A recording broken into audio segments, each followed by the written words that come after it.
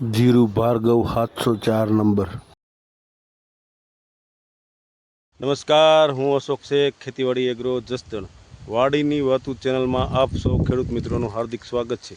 આજે આપણે એક જીરાની મુલાકાત લેવા આવ્યા છીએ, તો વધારે માહિતી માટે આપણે ભાઈશ્રી પાસેથી વધારે માહિતી જાણીએ. રામ રામ. રામ રામ. રામ રામ. શું નામ તમારું? મારું નામ સાકરિયા વિનોદભાઈ દાનાભાઈ, મોટી લાખાવાડ, તાલુકો વિછિયા, જિલ્લો રાજકોટ. હા હા, આપણે આ જીરું વાવ્યું છે, તો જીરાની કઈ વેરાયટી છે? એમાં અશોકભાઈ એવું જ છે, તમારી જ દુકાનની લીધેલી છે. તમે મને કીધું હતું કે હું વિઝિટમાં આવીશ, તમે જીરુંનું વાવેતર કરો, નવા અનુભવ કરો, તમને સારું વળતર મળશે.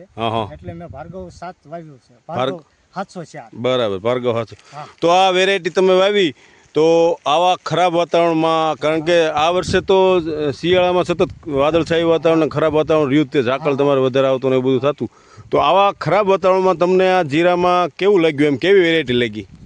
એમાં એવું છે અશોકભાઈ કે હું કોન્ટ્રાક્ટરનું કામ કરું છું, સેન્ટિંગનું કામ કરું છું. ખેતીવાડીનો તો સમયગાળે આ તમે લોકો સાથ સહકાર આપો, એના લીધે મેં જીરું વાવ્યું છે.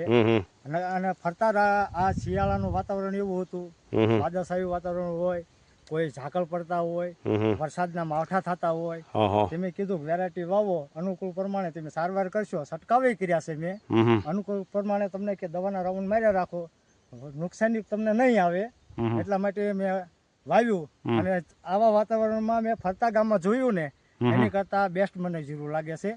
અને આ તમે જોઈ શકો છો, મારા ઢીસણ થી ચારક આમ છે, ચારક આંગળ જેટલું જ નીચું છે, મારા ગોઠણ સુધી તો જીરું પહોંચવા આવ્યું છે. બરાબર. હા, તો આ વેરાયટી બહુ તમને સારી લાગી, અને તો આ માનો કે આવતા વર્ષે કોઈ ખેડૂતને વાવ્યું હોય તો તમે ભલામણ કરી શકો? હા, એ ચોક્કસ ભલામણ કરી શકીએ. અને આપણે આમ દિલથી કહી શકીએ કે તમે ભાર્ગવ 704 વાવો, વેરાયટી પ્રમાણે તમને નિપજનું વળતર એવું જ મળી રહેશે. બરાબર, સરસ, સારું, વાંધો નહીં, ખૂબ ખૂબ આભાર તમારો, થેન્ક યુ. જો આપણે ભાર્ગવ 704 જીરું જે જોયું છે એ ચકાચક અત્યારે ફિલ્ડ ઊભું છે, અને કાંઈ ઘટતું નથી, વરિયાળી બળે એકદમ ચકાચક, વધારે ફૂટ હાઈટ પૂરી, દાણો એકદમ ભરાવદાર અને ચકાચક વેરાયટી છે, કાંઈ ઘટતું નથી, એટલે ખેડૂત બહુ રાજી છે.